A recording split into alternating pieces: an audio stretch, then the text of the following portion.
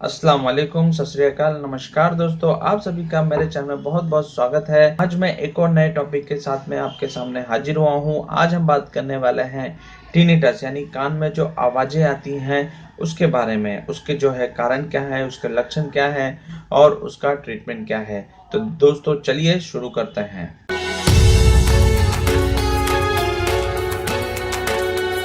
तो दोस्तों आज हम बात करने वाले हैं टिनिटस के बारे में, यानी कि कान में जो आवाजें आती हैं उसके बारे में। तो प्लीज आप मेरे इस वीडियो को कंटिन्यू देखते रहिए अगर आप जो है टिनिटस के बारे में जानना चाहते हैं। तो टिनिटस के बारे में जानने से पहले मैं आपको जो हमारे कान होते हैं उसकी एनाटॉमी यानी कि जो उसका स्ट्रक्चर होता है वो कितने पार्ट में डिवाइडेड होता है उसके बारे में एक छोटी सी जानकारी या बेसिक इंफॉर्मेशन आपको दे देता हूँ। तो जैसे कि आप इस फोटो में देख सकते हैं, इसमें जो कान होता है ये नॉर्मली 3 पार्ट्स में डिवाइडेड है। पहला पार्ट है उसे हम कहते हैं आउटर पार्ट, यानी बाहरी हिस्सा होता है कान का। जैसे कि आप देख सकते हैं ये कान जो है इसका ये बाहरी हिस्सा कहलाता है और इसके अंदर जो कैनाल है, जो ईयर कैनाल है, और जहां तक वो पर्दा होता है कान का वहां तक जो है आउटर ईयर कहलाया जाता है। तो जो दूसरा भाग है उसे हम कहते हैं मिडल ईयर। मिडल ईयर जो है नॉर्मली 2 भागों से बना हुआ है। पहला तो है टिम्पैनिक मेम्ब्रेन जिसे हम कान का पर्दा कहते हैं, और दूसरा है 3 हड्डियां जिसे हम कहते हैं इनकस, मेलियस और स्टेपिडियस। ये तीनों हड्डियां जो होती हैं कान के पर्दे से जुड़ी हुई होती हैं एक दूसरे के सहारे। भाग और महत्वपूर्ण भाग होता है जो इनर ईयर का पार्ट होता है वो है कॉक्लिया, और कॉक्लिया के सहारे कुछ नर्व जुड़ी होती है जैसे कि ऑडिटरी नर्व या वेस्टिबुलर नर्व। तो ये जो नर्व्स होती है ये आपके कान के जो भी सेंसेशन होती है उसको कैरी करती है आपके दिमाग तक। तो दोस्तों इसका छोटा सा मैं फंक्शन आपको बता देता हूँ। ये तीनों पार्ट्स के जो है कुछ ना कुछ इसके काम होते हैं। आवाज सुनते हैं तो आवाज जो है आपके आउटर ईयर पार्ट का जो होता है हिस्सा वो ईयर कैनाल से होते हुए आपके टिम्पैनिक मेम्ब्रेन पे जाके लगती है। जब भी वो टिम्पैनिक मेम्ब्रेन पे जाके लगती है तो टिम्पैनिक मेम्ब्रेन जो है वाइब्रेट होता है, और जब भी वो वाइब्रेट होता है तो उसके सहारे जुड़ी होती है ये तीनों हड्डियां जो मिडल ईयर के पार्ट होती है, इनकस, मेलियस और स्टेपिडियस। तो ये भी उनके साथ में वाइब्रेट होती हैं। फिर मिडल ईयर अपने जो वाइब्रेशन को कैरी फॉरवर्ड करता है इनर ईयर से, और इनर ईयर से वो फॉरवर्ड हो जाता है ऑडिटरी नर्व से, और वो हमारे दिमाग के जिस हिस्से पे हो जानी चाहिए उस हिस्से पे जाके सिग्नल पहुंचता है, और फिर हमें जो आवाजें हैं वो सुनाई देने लगती है। तो ये होता है एक मैकेनिज्म जो आवाज बनने का होता है हमारे शरीर के अंदर। तो दोस्तों अब हम आ जाते हैं टिनिटस के ऊपर, यानी कि जो कान के अंदर जो आवाजें आती हैं उसके बारे में थोड़ा सा हम जान लेते हैं। तो टिनिटस जो है कोई डेंजरस बीमारी नहीं है, यानी कि घातक बीमारी नहीं है। ये नॉर्मली जो होता है 5 में से 1 इंसान को होती है ये बीमारी। तो अब हम आ जाते हैं इसके कारण क्या क्या है।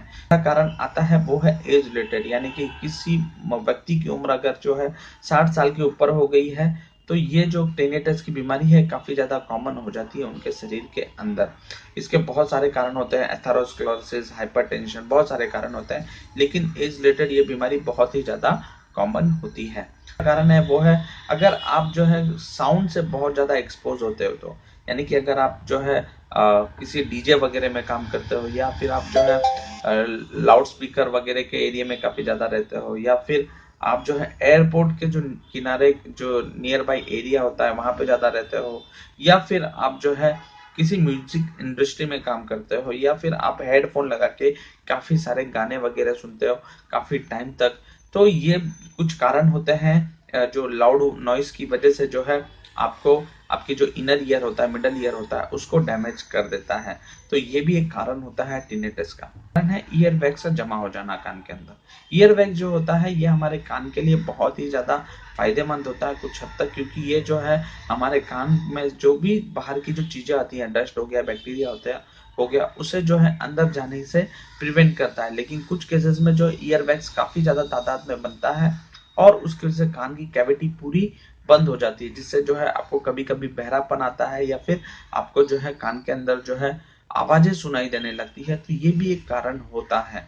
कारण है जो मिडल ईयर की जो 3 बोन बताई थी मैंने आपको, उसके अंदर कुछ चेंजेस आ जाता है, जिसे हम कहते हैं स्क्लेरोसिस। यानी कि जो मिडल ईयर की जितनी बोन होती है उसके अंदर जो है वो एक दूसरे से चिपक जाती है और बिल्कुल वो मूव नहीं करती है, तो उसकी वजह से भी जो है आपको टिनेटस की प्रॉब्लम हो सकती है। कारण है मनियर डिसीज, यानी कि एक क्रॉनिक बीमारी होती है जिसमें जो है आपको चक्कर वगैरह आता है और उसके साथ में आपको जो है टिनेटस की भी प्रॉब्लम आती है। छठा कारण है एथेरोस्क्लेरोसिस और हाइपरटेंशन, यानी कि शरीर के अंदर आपके चर्बी का लेवल ज्यादा बढ़ जाए और ब्लड प्रेशर बढ़ जाए, तो ये भी कुछ कारण होते हैं आपके ये बीमारी के लिए, टिनेटस की बीमारी के लिए। कारण है जैसे कि कोई आप एलोपैथिक मेडिसिन ले रहे हैं, जैसे कि एंटीबायोटिक ले रहे हैं या डायरेटिक्स ले रहे हैं, डायरेटिक्स का मतलब फ्रूसमाइड जैसी दवाइयां होती हैं, तो ये कुछ कैंसर की कुछ दवाइयां ले रहे हैं, तो ये कुछ कारण होते हैं टिनेटस बनने के। तो दोस्तों ये कुछ कारण जो मैंने बताया है ये बहुत ही कॉमन कारण है, इसमें 2 से 3 जो पहले कारण थे वो काफी ज्यादा कॉमन होते हैं टिनेटस के पेशेंट में। तो दोस्तों अब हम आ जाते हैं इसके लक्षण क्या क्या हैं। टिनेटस का एक ही लक्षण होता है, वो है कान के अंदर जो है एक आवाज का आना, कान के अंदर जो है एक रिंगिंग जैसी आवाज घूमेगी या फिर एकदम शाय शाय जैसी आवाज जो है आपके कानों के अंदर आएगी। तो ये जो है पेशेंट को सुनाई देता है ज्यादातर केस में। तो इसमें जो है 2 टाइप्स में हम उसे डिवाइड करते हैं उसके सिम्टम्स को।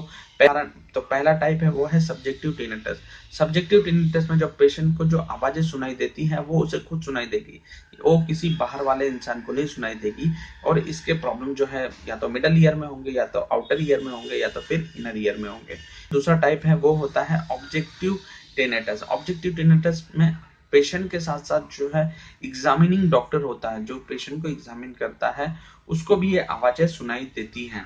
तो ये जब भी एग्जामिनेशन करता है तो उसमें जो प्रॉब्लम दिखाई देती है पेशेंट को, या तो वस्कुलर प्रॉब्लम होगी यानी कि जो खून की नसें होगी उसके प्रॉब्लम रिलेटेड होगी, या तो फिर बोन से रिलेटेड प्रॉब्लम होगी, जैसे कि मैंने बताया कि स्क्लेरोसिस हो जाता है तीनों बोन का, तो उसकी वजह से प्रॉब्लम होगी, या तो फिर मसल स्पाजम्स की वजह से कान में जो है टिनेटस डेवलप होता है उसकी वजह से होंगी।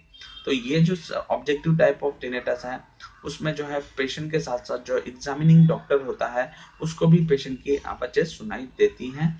और अब हम आ जाते हैं दोस्तों इसके अवेलेबल ट्रीटमेंट के ऊपर। तो इसमें जो अवेलेबल ट्रीटमेंट है और काफी अच्छी पेशेंट में मुझे अच्छे रिजल्ट दिए हैं, आप भी यूज करेंगे तो आपको भी इसके काफी अच्छे रिजल्ट दिखाई देंगे। पहली दवा है वो है काली सल्फ और काली आयड। काली सल्फ को आपको 6x पोटेंसी में लेना है और काली आयड को भी आपको 6x पोटेंसी में लेना है। 2 गोली सुबह 2 गोली शाम को, ये दोनों दवाइयों का आपको कंटिन्यू साथ में लेना है और तकरीबन जो है 2 से 3 महीने चालू रखना है। और इसके साथ में आपको जो 2 दवा और है उसे भी आपको लेना है, वो है लाइकोपोडियम 30। लाइकोपोडियम 30 को आपको लेना है 2 बूंद सुबह 2 बूंद शाम को। इसके साथ में आपको लेना है लेडमपाल।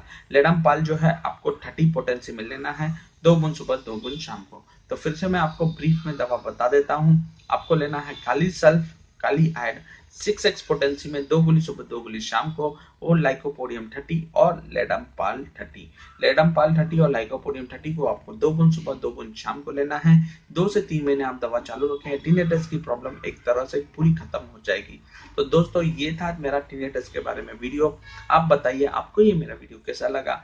पसंद आया हो तो प्लीज लाइक शेयर और कमेंट करें, और प्लीज आप अगर जितना भी लाइक करते हैं तो मुझे अगला वीडियो बनाने के लिए मोटिवेशन मिलता है। तो प्लीज मेरे इस वीडियो को लाइक करना ना भूलें, और जो भी नए व्यूअर मेरे चैनल को पहली बार देख रहे हैं तो प्लीज वो मेरे चैनल को सब्सक्राइब जरूर कर लें, अगर आप जो है ऐसे ही हेल्थ रिलेटेड टॉपिक्स देखना चाहते हैं तो दोस्तों मैं डॉक्टर मोहम्मद सैयद अब आपसे विदा लेता हूं।